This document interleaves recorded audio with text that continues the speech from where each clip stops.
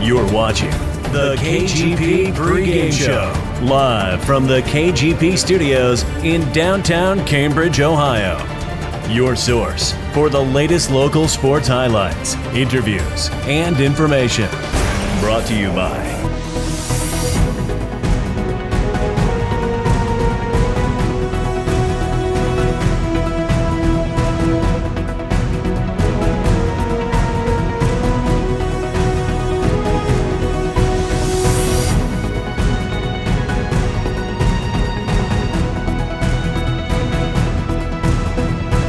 And now, let's go live to the guys in the studio. Good evening, and welcome to this week's edition of the KGP Pregame Show, coming to you from the beautiful and luscious KGP Studios here in beautiful downtown Cambridge. I'm merely Tom Strasser, and yes, if you see three big smiles on our faces that are looking right at you, a big Raider win on Monday Night Football. The Cubs, they're playoff bound. How about that? So magic number's 4. 4, yeah, down to 4. So life is good. Hey, it's football season. It's Steelers. I'm pumped about the Steelers right now too. But as I digress, I'm merely Tom Strasser. My partners in crime, hitting cleanup tonight, hammering Heath Dawson, and the leadoff man who gets everything started, none other than Darren McCullough, D-Train. And fellas, as we look back to week 4 and ahead to week 5, this is a exciting week for high school football, because after this week, a week from this Tuesday and Wednesday, the coaches in the regions will seed the football teams. And then fellas, on October the 1st, next Thursday, the brackets will be set, so you'll be able to know your favorite football team, who they are playing, when, and where, and that is very exciting. Yeah, I mean, it's earlier than what we're used to, but I mean, hey, it's neat because there's going to be a lot of teams that get to make the playoffs that have never made the playoffs. Just think a few years ago, Meadowbrook. In school history, they had never made the playoffs. And once you've made it, it's a lot different feeling. So there's going to be a lot of programs across Ohio that's going to get to experience that. And I'm really excited for those teams that have never got a chance to do that. Yeah, and Train, the teams last week, they had an opportunity to opt out. Bellsville, for one, was one team. And some people may say, you know, why miss a chance to go to the playoffs? Well, there's really good reasons for that. Well, they're young and inexperienced, and that's the big thing. Do you really want to be one of the bottom teams in your region and you're going up against a team that's a powerhouse that's potentially going to make it to state? You're just putting your kids in a real tough situation where you could possibly get hurt, and it's just not worth it to go through something like that. And not only that, you get an opportunity to look around and see who else has opted out and maybe play someone closer on your level. Right. Now, fellas, here's the big question, and I want you to know, I'll ask it. There's no right or wrong answer, but I want you both to put your head coaching hats on, because 2 weeks from this Friday, when the playoffs start, playoffs, yeah, week 7, the teams that are, you will have a number of teams that will get a bye.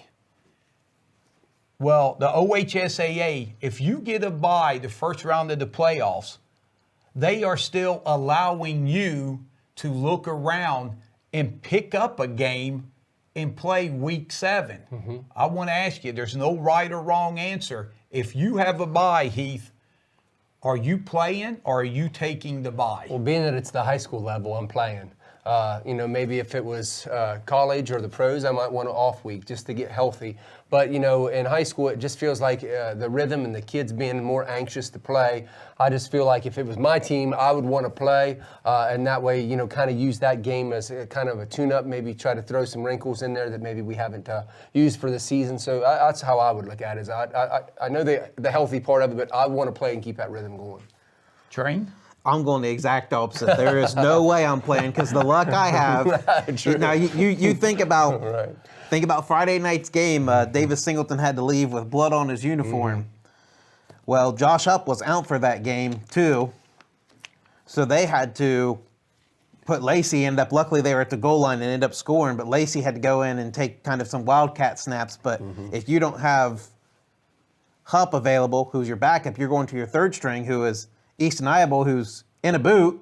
So now you're going to your fourth string, a freshman, Noah Farley. No offense against him, but you're putting a freshman in a pretty tough situation where it's going to be tough for him. So I'm not playing because I want to be fully healthy and ready to go, because week 7 really doesn't matter with the bye. Every week after that, every playoff game after that's what really matters. And a lot of it would be how healthy your team is. If you have some guys banged up. Yeah. But guys, the reason I say there's no right or answer, just look at basketball.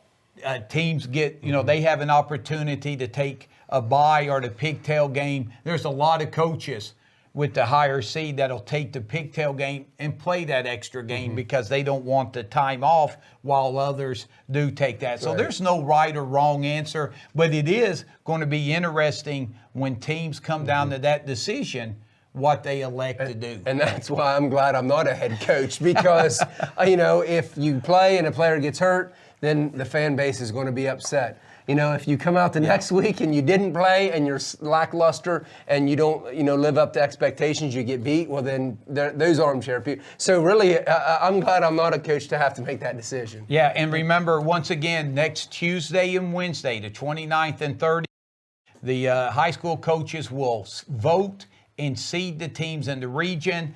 And then Thursday, October the 1st, it'll be released sometime during the day, and everybody will know when they play, and then that'll really be exciting. We know how exciting it is to wait and see for basketball, and it'll be a lot of fun for football. Like I said, a new year, and it ought to be a lot of fun. And speaking of fun, we could not do this show without our fine sponsors, Buffalo Wild Wings, Conn's, Muskingum Valley Health Centers, Basic Systems, Simple Windows and Doors, and John Valentine Insurance Agency. So that's opening. I'll tell you what we'll do. We'll take a timeout, and when we come back, we're going to travel and look at Byesville from last week's game against Coshocton and talk about the still undefeated Meadowbrook Colts, who moved to 4-0 on the season with a big victory over Coshocton. My partners in crime, they were there, and they'll recap it for us when we come back after this timeout.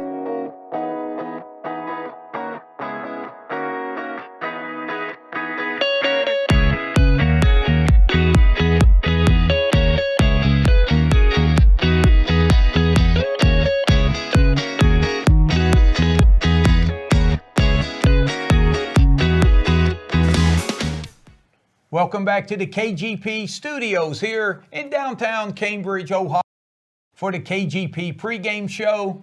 I'm merely Tom Strasser, Heath Dawson, D-Train, Darren McCullough, and of course, behind the scenes, producing the show, we want to thank Carson Todd for the great job that he does week in and week out for KGP Productions.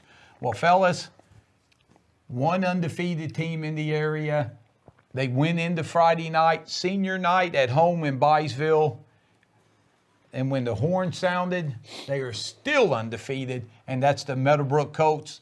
Now, fellas, before we dig into the game, remember we had Coach Clendenning up and a couple weeks ago, and I talked to him last week before we aired this show, and he was very concerned about Coshocton. Very concerned. People looking at the game thought it would be a runaway. Well, that's why Coach Clendenning gets paid the big bucks. He knew what was in store.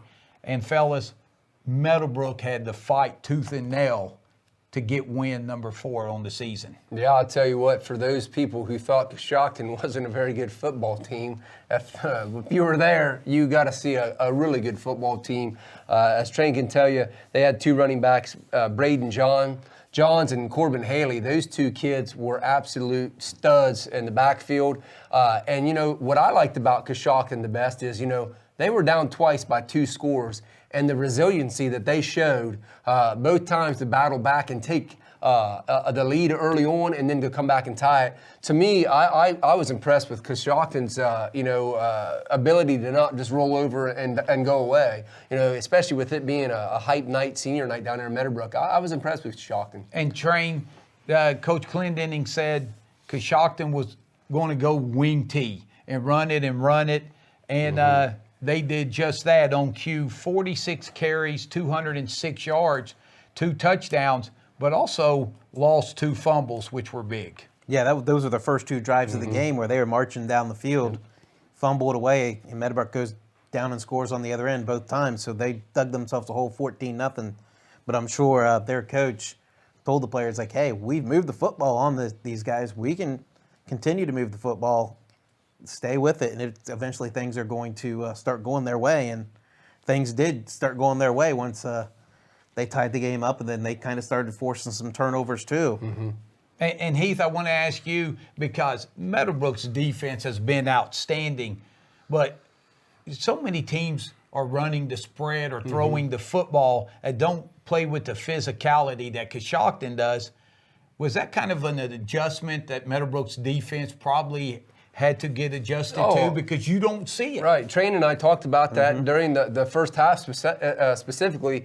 And, the other thing we thought, you could tell that they were struggling. Meadowbrook wasn't getting that push like they normally do up front early on. As the game went, I think they started doing a little bit better job of that. But, the Johns and Haley, you could almost put them in just about any backfield in the entire Eastern District, and the coach would be thankful to have them in that backfield. So I think as much as it was adjustments, I think they were just playing, in my opinion, a little bit better caliber of football players the other night. Not to take away anything from John Glenn, of course, or New Lex or Crooksville, but I just felt like Coshocton, their athletes, was just a little bit better than what Meadowbrook had seen so far. And they even threw that Isaac Shukin at second half, who played tight end the first half, and he started being a bruiser fullback, and they had Haley and Johns as their wings, so that really that made them definitely even more physical. But, Train, as I was going to say, before I so rudely interrupted, I kid because I care. Hey, one thing we knew Coshocton, to pull off the upset, they would have to play a near-perfect game. Now, you talked about the 2 turnovers, but like you said, they moved the ball. I believe they had 1 penalty for 5 yards and punted the ball only once. Yeah, they had that 1 single punt, and they were in line to at least get the tying score, get within 2 points on their final possession. Just a big play by Jonah McCall, an interception in the end zone, helped seal the victory for the Colts. Yep. And Heath, when you look at the Meadowbrook side, again, Davis Singleton, very efficient, 10 of 14 passing, a couple of touchdowns, 71% passing. That's just phenomenal, his accuracy, especially this year. Well, I saw a post on Facebook by his mom this week, actually, and I said on there, I've said on the air this season so far, I said, last year Davis was a good player.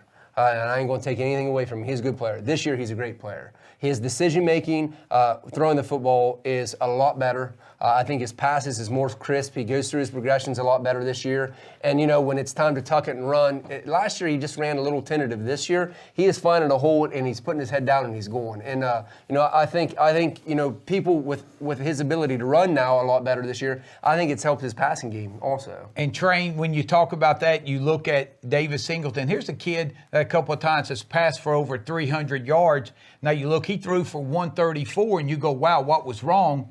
But there was nothing wrong. 71% completion, only 14 passes. Well, he ran the ball 16 times for 108 yards, and he had a bell cow in the backfield as well. So once again, for the second straight week, Tyler Lacey breaks over 100 yards rushing, well over 100, had 167 yards rushing, chipped in 3 touchdown rushes. So when you can run the ball that effectively, it kind of felt back in the I guess we can't really say the good old days, but not too long ago. Right. When you had Blattner and Ferguson in that backfield, and you just fed the horses there. Yeah, and you're right. Tyler Lacey is really fit in. I'm telling you, I'm telling you what, Tommy, and I didn't mean to cut you off there. I'm sorry. But, Lacey, I saw him in week 2. And from week 2 to already 3 weeks later, he just looked even more physical, just lowering his head. There was one time he stiff-armed. Remember, he stiff-armed this kid, and I mean, he must have shoved him back 8 yards. I mean, he's just running with authority right now. And if I was his running back coach, I'd be excited, especially with that line, having that offensive line and Meadowbrook's run behind. I mean, I think Lacey is just getting started. And you look the receivers again, Jerome Todd, 4 for 54 and a touchdown, and Jonah McCall, 3 catches for 44 yards and a touchdown. So a very efficient game offensively for Meadowbrook. Hey, 36 points. But fellas, you were there. What are some of the things Coach Clendening is probably stressed? Guys, we still need to clean up some things. I mean, one of the biggest things is penalties. I mean, there was one a series where Lacey ripped off probably about a 30-yard run for a first down, and they got called for a sideline warning and then a personal foul on their sideline. And, you know, you're all right back what he picked up. And I know Coach Clendening can't be too pleased with that. You know, the turnovers that they had also, you know, Meadowbrook, a lot of penalties and the turnovers. I think that's some of the things I think if it was my team, that's some of the things I'd want to work on is being a little bit more buttoned up.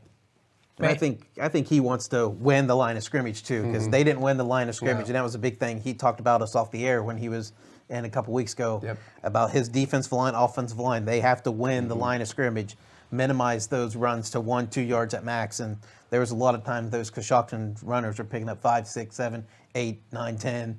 I mean, they were busting some big runs on them, and I'm sure that's something they're going to work on and fix real quick. But to go on the other side of the football train, you know, we also talked about Meadowbrook's offensive line. You know, they were winning the battle on their side as well because, you know, when Coshocton rallies, they're down 12-0. And I remember telling you there, Tommy, I said, you know, I told Train on there, I said, right now, if Meadowbrook gets the ball back right before the half, I said, if they can score, the big thing is they're getting the ball back at the end of the third. Well, lo and behold, they put together an 8-play, 56-yard touchdown drive in the final 2:43 on Jerome Todd's 10-yard touchdown reception. And then, you know, they get it in the third. They take an 11-play drive and go 62 yards, capped by Lacey's 13-yard TD run and a 2-point run. So that put them up 28-14 there. So it's like, you know, you look back at that and, you know, as where we're saying, hey, they didn't win the battle maybe on the defensive side, but on the offensive side, that offensive line was definitely making some holes for them. So.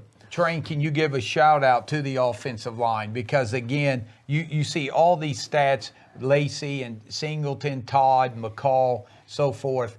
They have to have holes to run through and time to throw the football. So you got the bookends at tackles, A.J. George and Marshall Dyer. Their guards are Rhett Dyer and Hayden Loy, and the big man at center, Javier Maldonado. So they did a great job. And you also have to give credit to some of the wide receivers and even guys that because Jerome sometimes moves in at tight end. McCall sometimes moves in at tight end. Brady McManaway kind of plays that A position. I mean, Hunter Eubanks does some blocking. Eric McCullough blocks when he comes in off the bench. I mean, you got to it's a total team effort. But guys, I want to ask you, when people look at the box score, the scoring by quarters, when you look at the bookends, the first quarter and the fourth quarter, Meadowbrook outscores Coshocton 12-0. Fourth quarter, it was scoreless, 0-0. What happened in quarters 2 and 3 where Coshocton put up 28 points and Meadowbrook put up 24? What was the difference, those two quarters compared to the other two? And I'll let Train take that question because I've got my own thoughts, but Train? Well, everything just started clicking offensively for both teams, and when it wasn't clicking, it was clicking defensively for the other team because they get a turnover. It was either touchdown or turnover. It was either a great touchdown drive or they'd turn over and somebody had great field position. It was, I mean, both teams had 3 turnovers, so you're talking 6 turnovers a game. There was only 1 punt the whole game. So offensively, the flow of the game was moving real quick, especially that second quarter. I remember us remarking about that, and then it seemed like the third quarter, well, when you have 4 touchdowns, it kind of takes a little longer, but it was just flow of the game. It was either boom, boom, boom, touchdown, or boom, oops, fumble, recovered by the other team. Yeah, and a couple different things I remember saying before one of the fumbles. I remember saying, hey, when Lacey was running, remember I said his arm had come up real high, and I said he needs to go hit that pile with both arms. Lo and behold, they ended up having a fumble, and I just think for me, I just think Meadowbrook got away from the little things and those middle quarters. And, we can sit and say, hey, they didn't play the best maybe in those middle quarters, but I did write down 2 key factors that I thought about Meadowbrook, outside of those 2 quarters where things got away from them a little bit. And, again, I think just the coaching staff getting penalties and different things, they just kind of let things get away from them a little bit. But let's give them credit, though, because I thought 2 key factors on Meadowbrook's side was their poise, because, when you sit and watch a team battle back from 2-score deficits twice, you could have panicked, honestly. And Meadowbrook both times showed their resiliency by going right back and scoring both times. So hats off to Meadowbrook, for showing their poise and resiliency and being able to get the win. A sloppy win, I'm sure Coach Clennon would say, but hey, any win's good, and now they got a chance to go 5-0. So. And guys, can we just really, mark it up to a rivalry game? Because anybody that has seen Meadowbrook and Coshocton play on the football field the last few years, the old adage, throw the records out, really. Right. They have played in some of the more entertaining football games over the years, and now Meadowbrook leaves and goes to the MVL, and Coshocton travels right along with them. So it's great that we're going to get to see these 2 teams battle for years to come, because it's always an entertaining game. And that was just like last year's game. It came down to the wire. Meadowbrook I think they got the turnover on downs at the end of that game to win by a 1 score. Yes. So they had to rally. Once again, You're right. The Meadowbrook defense steps up at the end just like last year. And guys, I tell you what, so Meadowbrook now 4-0 on the season. Friday night, they travel to McConnellsville to take on the Raiders. Not the Vegas Raiders, baby. The Morgan Raiders. And what can you tell us about what's in store for them when they take on Morgan? Anytime you drive down past the big musky bucket, that is a trip and a half to go down to Morgan. But, I know Morgan is not having the season quite that Meadowbrook does. But as Train said earlier, they did get a win against West End. So, they at least have a victory under their belts. But I think for Meadowbrook, going down there, just don't go down there and count it as a victory. Go down, get back to doing the things you were doing, run the football, be powerful, with that offensive line. And, right now they're in the driver's seat in that MVL small school division. If they win another one, they're getting closer to clinching that title, which I know that's one of their goals down there is to win that small school title. And Train, Meadowbrook coming off 2 emotional wins with New Lex, which everyone said the winner of that game would win the MVL title. Then you have your rivalry game on senior night. Coming into Morgan, and Morgan having a down season for them. Any chance of a letdown, or is this where your seniors take over and say, guys, we're going to play up to our standards? I mean, well, Morgan's not really a slouch. Offensively, they're a pretty good team. They lost a shootout last week to New Lex, 53-41. Their running back, Landon Pettit, has ran for over 300 yards his past 2 games.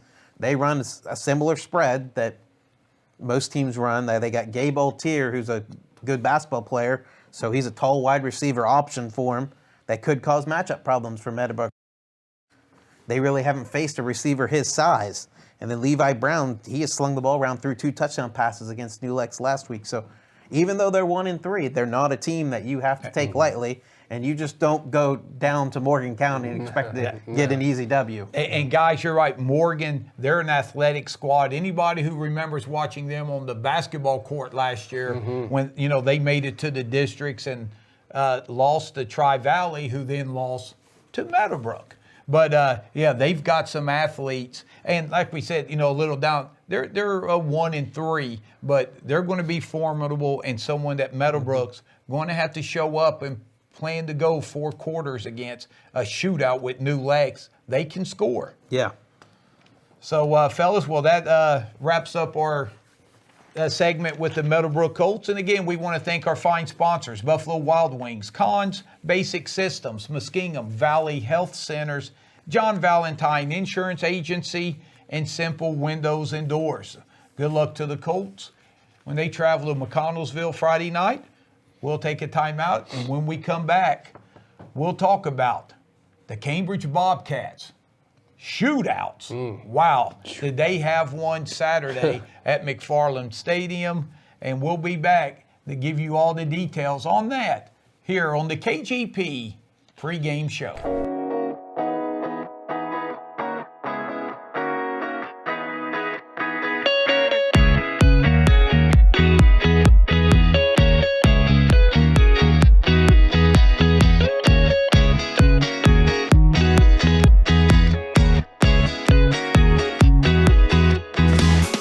Welcome back to the KGP pregame show. Tom Strasser, Heath Dawson, D-Train, and behind the scenes producing the show tonight, Carson Todd. We talked about the Meadowbrook Colts, and fellas, before we move to our Cambridge Bobcat segment, we mentioned Morgan and New Lex playing last week. Fellas, we would be remiss if we didn't mention the performance that the quarterback and standout for New Lex, Logan Ratliff, the kind of game he had. Yeah, a decent game. He threw for 442 yards with 3 touchdown passes, ran for another 109 and 2 touchdowns. And just to show that he's not an offensive-only player, he decided to return an interception, 89 yards for a touchdown. So, of course, Meadowbrook saw him a couple weeks ago when they were down at New Lex playing him and saw that he definitely is a good athletic quarterback, and Morgan caught him on a good night. Man, 6 touchdowns. Heath, I tell you, if you had him on your high school fantasy football team, you won. So congratulations to Logan Ratliff. What a phenomenal game. And like we said, we could not pass up mentioning his performance against the Morgan Raiders. So, fellas, let's now look at the Cambridge Bobcats. They welcomed a perennial power, Lima Central Catholic, in the McFarland Stadium and played under the sunlight. 4:30, I believe, kickoff Saturday afternoon. We knew Lima Central Catholic had an explosive offense and maybe the best player Cambridge will face this season, which is saying a lot. And we knew Cambridge had been scoring. So, Heath, if you took the over in that game, I think you won. Yeah, 56-41 score. What was eye-popping was 1,151 yards of total offense. Cambridge getting 550 of that. So, I mean, if you liked the offense, that was the game for you. So. And the exciting part about that is I don't think the game ended till Sunday afternoon because there was so much scoring. So they got to really enjoy camp out overnight. It was like an old school Iowa Barnstormer Arena League game. So, but Train, over 1,000 yards total offense coming in. Lima Central Catholic. You talk about bell cows. Thomas and then some. He was just athletically on a different plane than maybe anyone we've seen this year. Yeah, and like Meadowbrook, they unfortunately had to face the wing T as Lima Central Catholic ran that, and Thomas was one of those wings, finished with 309 yards rushing, 5 touchdowns, had 105 yards receiving and a touchdown, so 414 total yards of offense. But there's a certain quarterback at Cambridge didn't let him be outdone by too much. So you have to give credit to sophomore Caden Moore's 4th career start. It's kind of a little breakout party for him. So Coach Leak opened the offense up for him a little bit. He threw for 356 yards, had a touchdown pass, ran for another 104 and 2 touchdowns on the ground. So a big breakout party for one Caden Moore, that's for sure. I know unfortunately it was in a losing effort, but he definitely put up some nice stats for the Bobcats. And Heath, I was watching the game Saturday being live streamed. John Valentine, one of our sponsors, was working the game with Bill Kafiri. BK, God bless you.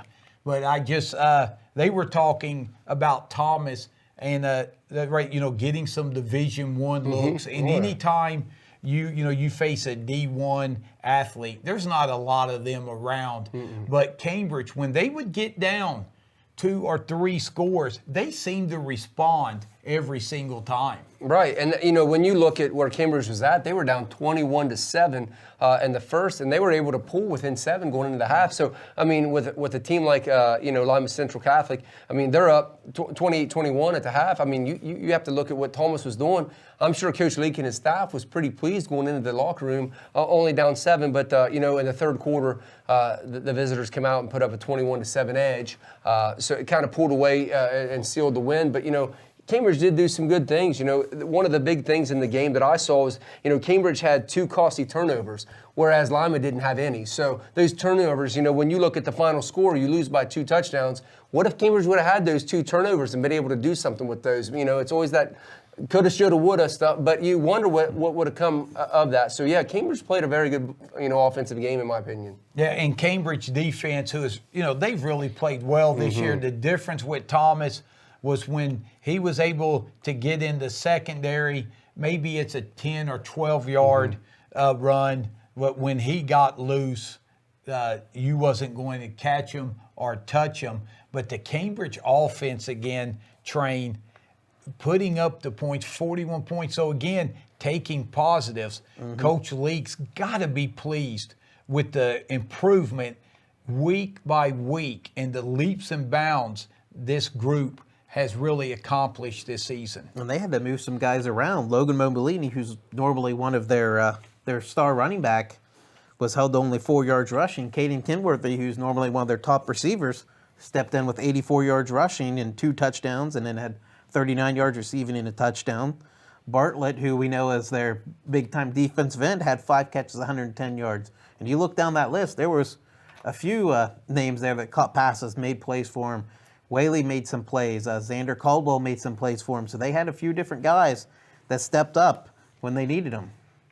And Caden Moore, LCC comes in and says, hey, we're going to stop the running game, make Cambridge throw the football. And this sophomore, unbelievable, more than up to the challenge. Oh, yeah. We wondered, in the offseason when we all talked about, who was going to step in and fill the role of Cody Moore's shoes. Well, you didn't have to look farther across the breakfast table to younger brother. He stepped in, and, man, is he filling his shoes. I mean, when you said in his 4th career start to put up 356 yards of passing, I mean, you go back through the annals of Cambridge high school passers. I mean, that's got to be one of the top games that I can remember in a long time of a quarterback at Cambridge putting up those kind of numbers. So, I mean, he is definitely doing big things. And one of the other things is the turnovers, they're not turning. Yeah, they had 2 turnovers the other night, but he's making good decisions with his opportunities. 21-33. I mean, that's really good. And I want to go back to Mo Bellini just real fast. You said held to 4 yards. Prayers to Logan Mobilini as he was hurt in that game. And I saw that his dad, Sean, made a post that they were, in there getting checked out. So I haven't got to see any updates, but prayers to the Mobilini family. Hopefully Logan will be all right. These kids play their whole, elementary school, junior high, and to get to this level. So I'm sure Cambridge was a little bit behind the 8 ball without their stud running back. So to me, that even makes what Caden did the other night even more impressive. Yeah, and you're right, Mobilini, what a year he's had on both sides of the football. So, yes, thoughts and prayers as this show is being aired that he's okay and can get back on the field soon.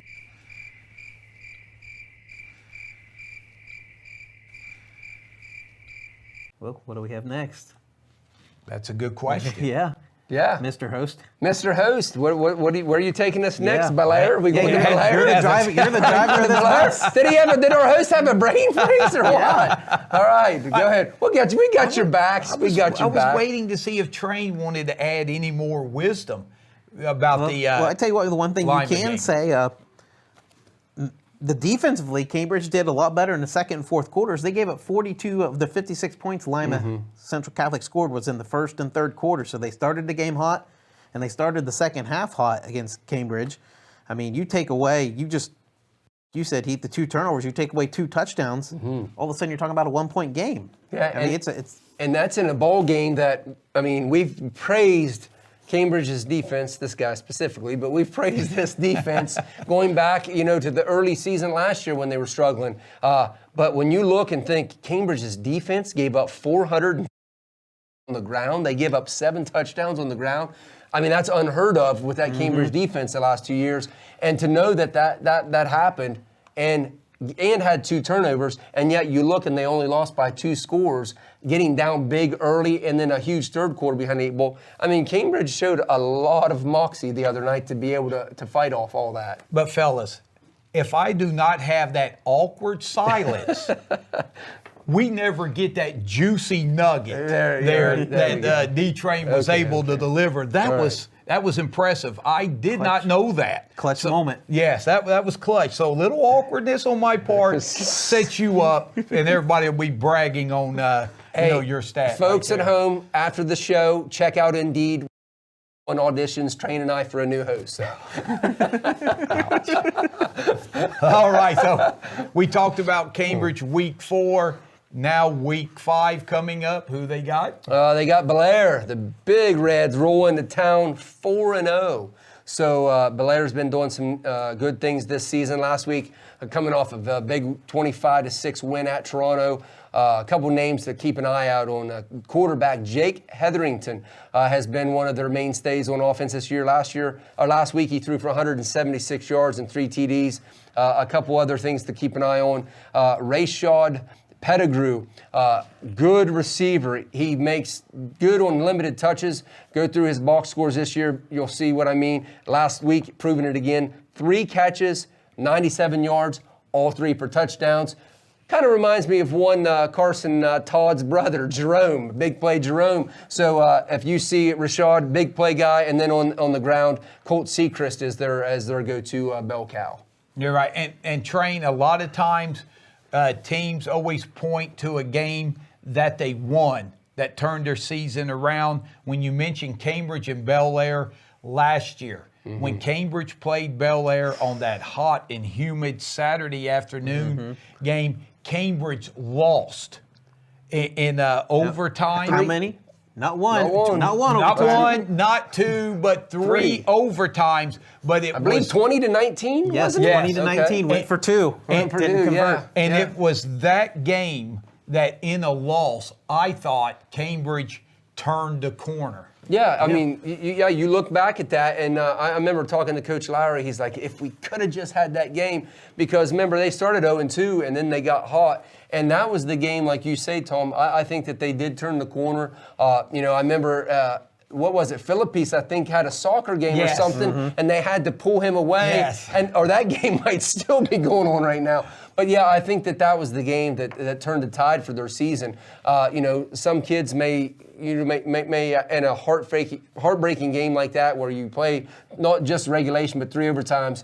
I thought Cambridge from that game showed a lot about what they were, and I really think it set into place where Cambridge's football program was headed, because maybe they responded differently than the way they did last year, but they ended up putting together a big win streak, and then this year they come out and losses to New Philly and Lima Central Catholic. That's nothing to sneeze at, because both tough football programs. But I think Cambridge has just, ever since that Blair game, has just been a totally different football program, in my opinion. Yeah, and that game was one of the more entertaining games we had last year. And if this week's game, as Cambridge gets them in their backyard, can match it, halfway the performance last year, it ought to be a heck of a game. And it's going to be Obellini's back, right? And Cambridge is full go. Bel Air's got a fight on their hands. If not, it'll be interesting to see who steps up for the Cats. And I'm just hoping Athletic Director Aaron Quinn didn't schedule a soccer game on Friday night. That's all I'm hoping for. So, well, and let's not make Bel Air a slouch. They're number 7. Yes, that's state so right. I mean, right. So right. they're 4-0 for a reason. They're up there. They're getting the state accolades, and so they're a very worthy opponent. And I mean, obviously, Cambridge, Coach Leake loves the underdog, so I'm sure he's, like I think I said last week, he's running the steps up in McFarland Stadium, listening to the Rocky Balboa music, getting fired up for Friday night. Yeah, when you look at playoffs, Cambridge's schedule has definitely prepared them. You're right. Bel Air, they're just undefeated and ranked. So it'll be a lot of fun. And a test for Coach Leake's Bobcats, and I'm sure one that they're going to be up to the challenge, and that's this Friday night. at McFarland Stadium. Bel Air and Cambridge, talking about rivalry that goes years back. They took a few years off, but it's glad to see them two schools playing against each other. Well, that sums up our Bobcat segment. Once again, we want to thank our sponsors, John Valentine Insurance Agency, Simple Windows and Doors, Basic Systems, Muskingum Valley Health Centers, Conn's, and Buffalo Wild Wings. For this week's edition of the KGP pregame show, we'll step aside, and when we come back, we'll talk about the Buckeye Trail Warriors and their big game and special night and their victory over Strasburg to get to 2-2. And the Warriors got a big road game this week. We'll talk Warrior football when we come back after this timeout.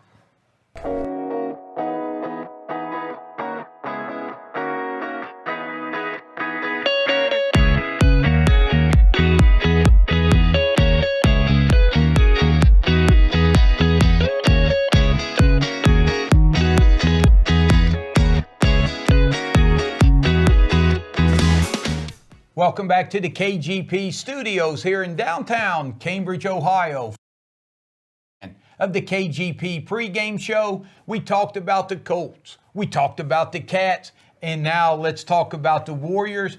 Buckeye Trail evened their record on the season at 2-2 as they took on Strasburg last Friday night at the Bill Baker Activity Complex and came away with a dominating 50-14 performance. A game, Heath, after the week before where Trail really lost a heartbreaker to Malvern. You know, if you didn't just seen the score, you wouldn't think that. Right. If you were at the game, you would go, wow, a couple of plays, they maybe win that game. So to come back like they did, impressive job by Coach Donnie Kearns and his staff having his guys ready to go. Right, just what the doctor ordered, a big victory like that. And, you know, getting back to what they do best, I think the week before, Coach Kearns sometimes can be a little uncomfortable when they have to pass a lot the way Push Carriage was forced to do the week before against Malvern. But this week they were able to get back on the ground.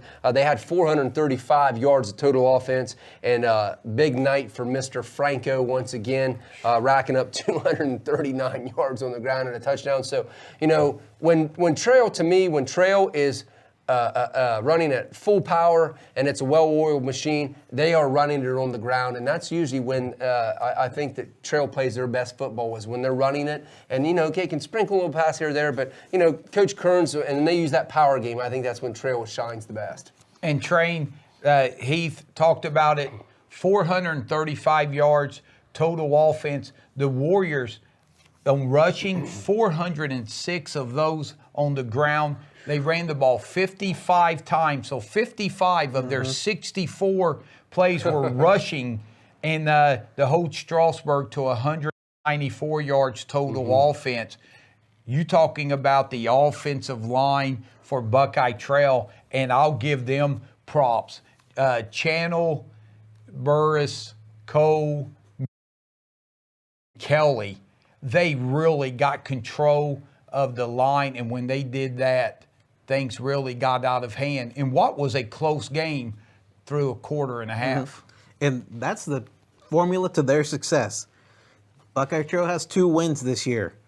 First win of the year against TCC, 65 rushes, 3 passes. Friday night, like you said, 55 rushes to 9 passes. So when you can establish that running game and consistently run the football, it makes a world of difference. And when you have a running back like Franco Rome putting up huge numbers again, and Puskaric had a great game as a on the QB sweep, QB keepers. Right. So, I mean, Shane Smith did a decent job as a runner too. So, I mean, you got all of these weapons coming out. But, Tommy, I want to pass it to you. I mentioned those 3, but there was another run during that game. That was a pretty cool situation I think we need to talk about here on the show. Oh, yeah, no awkward silence here, no crickets. Okay, good. At the end of the game, I tell you what, it's one of those special memories that so many kids will carry for the rest of their life, and the people that were there. Buckeye Trail got the ball down at the 1-yard line, and the Big E, Ethan Carpenter, he's a senior at Buckeye Trail, and just a great kid and really a true favorite of the community. Coach Kearns had worked it out with Strasburg if they could get a chance to let him run the football and score. I tell you what, Trail gets it on the 1 yard line. Donovan Geiger, the freshman quarterback who ran it down to the 1, comes out. Connor Pushkarich, a senior who's gone through the school here with little Ethan Carpenter, brings him in, takes the snap, hands it to him, and he takes it around the end for a touchdown. The place erupted. But I thought the neatest thing was not only for Strasburg to allow that, the Strasburg bench. Now remember, the score is now 50-14. The entire team of Strasburg's, the Tigers, came running on the field to the end zone to celebrate the Buckeye Trail team. So you had both teams there, and I had a chance to talk to the Strasburg coaching staff. And I know Coach Wolfman, he was a girls coach at Claymont, now coaching there. And I just told them what a classy act, a sportsmanship, and really it's bigger than football. And they did a great job. And I seen Big E today on the playground. Has he come down off of cloud nine yet? He come running up and he said, Mr. Balser, did you see my touchdown? And he's just, like I said, it just meant signing autographs in Washington. It meant the world to him, his mom and his family, the community, Coach Kearns. And I want to give a shout out to the Strasburg Tigers. It was, such a classy gesture for them. So you're right, Ethan Carpenter with a 1 carry, 2 yards, and a touchdown. You mentioned Shane Smith, 64 yards. Pushkarich, 75 yards. 50 of those came on 1 carry where he got tackled at the 1 and then took it in. He had 2 touchdowns on the ground. And then Rome, 239 yards, averaged 13.3 yards a carry and a touchdown. That was huge for the Warriors. Yeah, and don't forget, we talked about another fella, just like we did Franco last year with his coming out party earlier in the season, Nick Newhart a couple weeks ago. Newhart's back in the end zone again. So, Trail, when things are going well for them, they've got a lot of weapons. They played a couple really tough teams. Indian Valley is one of the best teams in their area, in their division. So, Trails is I think their hard part of their schedule is out of the way. I expect kind of like last year, they had that early portion where, maybe people were questioning a little bit what was going on. I think Trail's going to be just fine, especially when they show up like they did on Friday night. Yeah, and Train, when you look at the Trail game, it's those little nuggets. You look at a 50-14 score and you think, it was not part. It was a ball game for the majority of the first half. The interesting thing, remember a week ago when they lost to Malvern, the Warriors got stopped inside the red zone on fourth down, and the measurement came out. They were inches short. They get down their opening drive at the 2 yard line. They're going for it. They have a penalty, back them up 7 yards. They go for it. Pushkarich throws the ball in the back of the end zone to Newhart, 6'4". And the thing is, Pushkarich, so you're sitting there going, oh, no, not again. 4th down, we may be stopped. Here we go again. But Connor delivered the ball, put it up on the top shelf. And when you got a 6'4" athlete like Nick Newhart, you throw it up where only he could get it. He was covered. But he elevated up, pulled the touchdown in.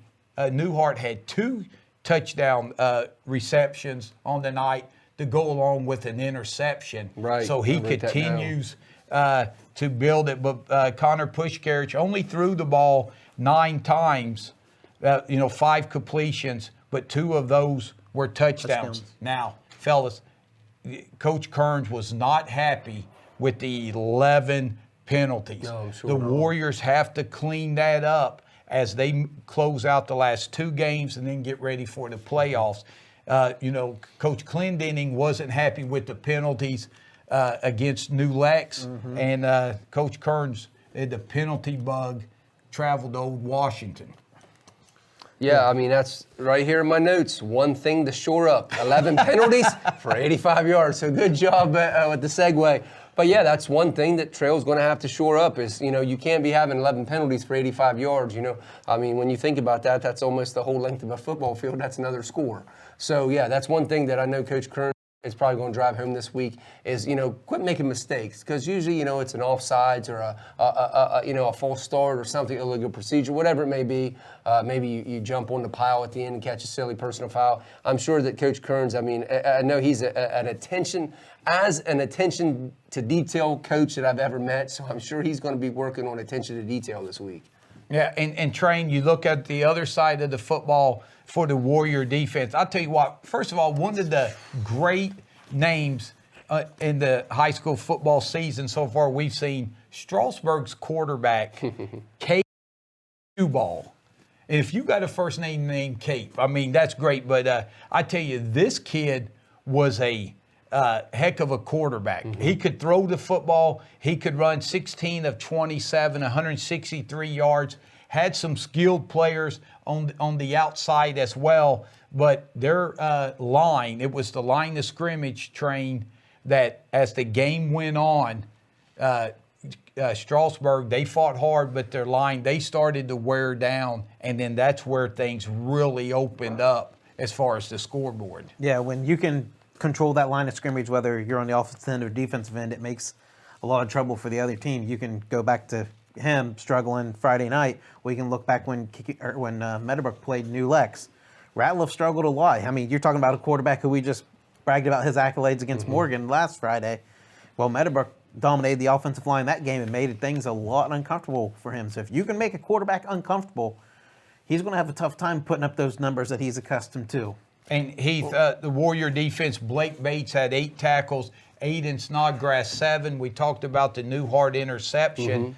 The one thing the Warriors able to do, they were able to really put pressure on Shoeball because their corners in Blake Bates and Franco Rome, and even when Connor Pushkarich and Newhart came down when they were 4 wide, the Warriors went 0 coverage, no one in the back, and then they just manned up, and Shoeball really didn't have time to deliver the football. Right, and that's one of the things I was going to mention is I think Trail getting that push up front kind of disrupted Shoeball. And when you've got Bates and Rome out on the corners, I don't know if there's many better corners, especially when it gets to the small school level as those two. They're both great athletes back there. But when you've got, some of the names you mentioned, and Shane Smith, 5 tackles, 3 sacks. So he was disrupting things in the backfield for Cape all night, and then 3 tackles for loss. One of the biggest factoids that I saw, a Lee Corso moment that I picked up,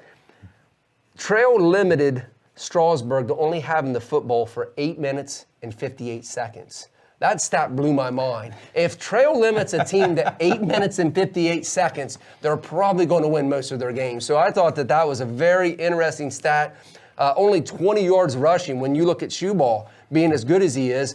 16 carries for only 20 yards. I mean, I just thought, they had an interception, as you said, by Newhart, a fumble recovery.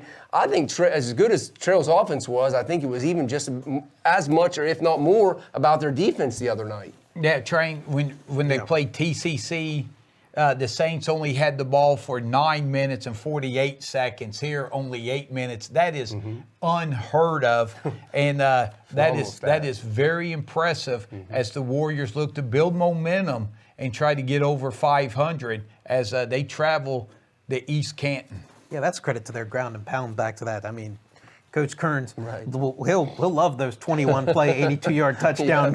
Take those every day of the week. But yeah, like you said, East Canton 1-3 in the year.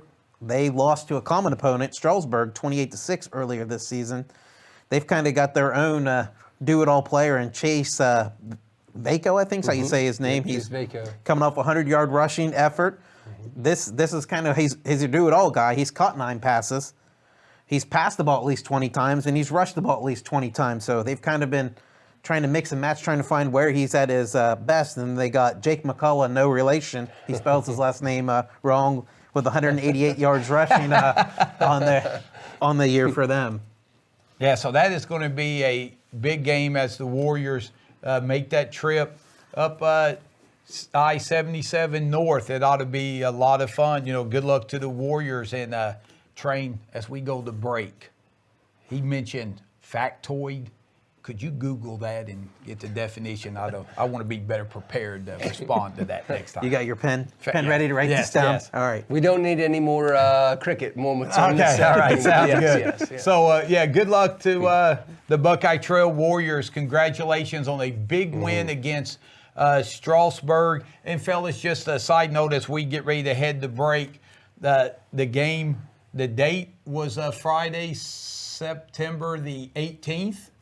And it was the 10-year anniversary when on that fateful Saturday night, we were all glued to our TV sets watching the ranked and favored Notre Dame Fighting Irish take on the Michigan State Spartans. And the Spartans elect to go and kick a field goal to tie it. And the holder, by the name of Aaron Bates, the director of operations for Buckeye Trail now, was the holder. They faked the kick, and it was his pass that really was one of the top plays in college football when they voted on for the top plays in the decade. And we got a chance to interview him at halftime, and then we got to play it and relive it, even though he was embarrassed. Very humble guy, kind of like myself.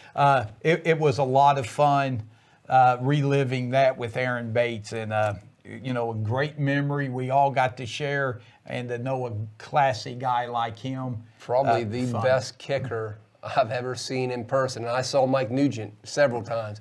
Aaron Bates was phenomenal as a kicker and punter in high school. I think 55-yarder in high school. I mean, and I'll tell you what, there was times where he would send kickoffs, not just into the end zone, but through the uprights and out of the back end of the track. And it was like, this guy's unbelievable. So, Aaron was a fun player to watch. And, Train, you'll appreciate this quote. I told him at the end of the interview after we watched the play that you couldn't fault Notre Dame because there wasn't a lot of film of Aaron Bates in high school being the starting quarterback for John Glenn, of him throwing the football. Right. And AB said, and I quote, well, yes, I did get to pass the ball more as a punter for Michigan State than I did as quarterback for John Kelly. Right. But they won, and they won, and they won when AB was there. So that was a great line, and it was fun. Good basketball player, too. Yes, it was fun sharing that with Aaron Bates. So just wanted to bring that up. That was a lot of fun Friday night at Old Washington. So, fellas, Buckeye Trail travels to East Canton. Good luck to the Warriors. When we come back, it's that time to hand out the awards as we look back to Week 4 and crown our John Valentine Insurance Agency Defensive Player of the Week, as well as our Buffalo Wild Wings KGP Player of the Week. Who will it be? You'll find out when we come back on the KGP pregame show.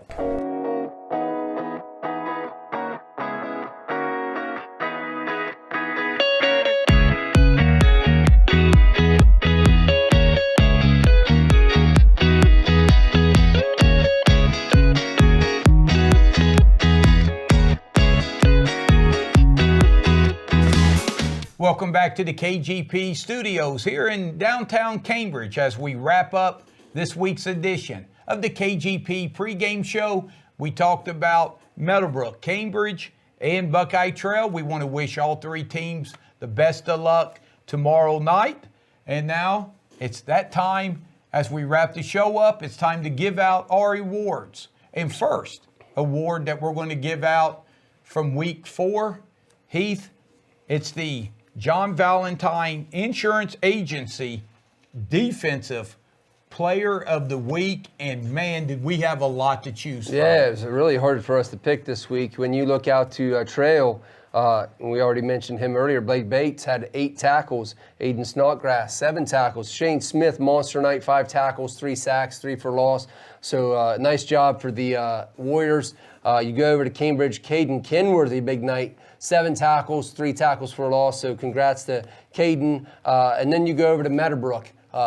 We have to mention Damon Launder. What a nice night for him. Yes. I know he doesn't get a lot of mention on the show, but 9 tackles the other night. So good job. But we're going to name his teammate Junior number 12 inside linebacker, Brady McManaway. He had 12 tackles in the 36-28 win over Coshocton. He had several QB pressures. As I said, I'm pretty sure he had a deflection in that game. It's kind of hard to see at some points, but one time he was in on a play, looked like he had a deflection on the pass, and it just seemed like Brady, almost every time that there was a play going on, he was in a tackle or somewhere around the football. So good job, Brady, and congrats on being named our Defensive Player of the Week.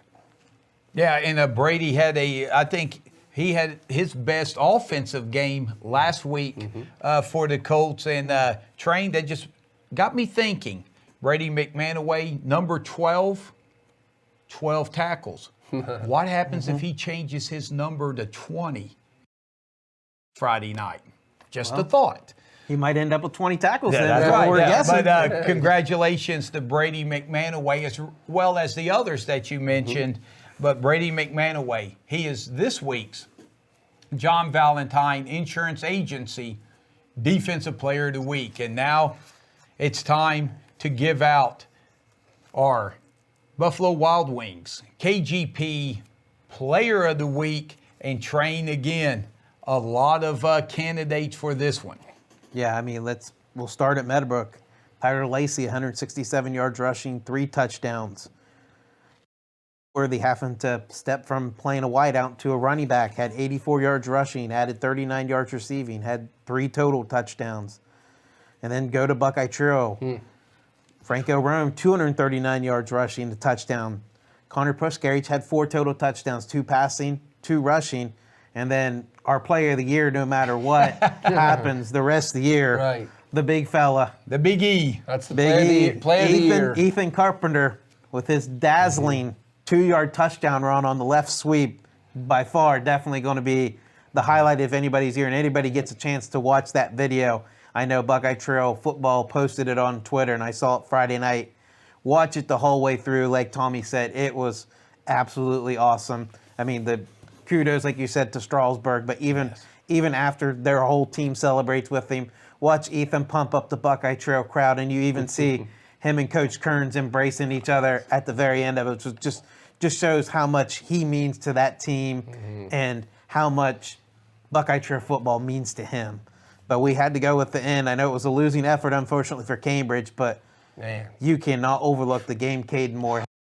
356 yards passing, a touchdown pass, another 104 yards rushing on the ground with 2 more touchdowns. So if this is a sign of things to come for Cambridge, they're going to look pretty good. And he's only a sophomore. So, 2.5 more years of Mr. Caden. He's got 2 more years after this year.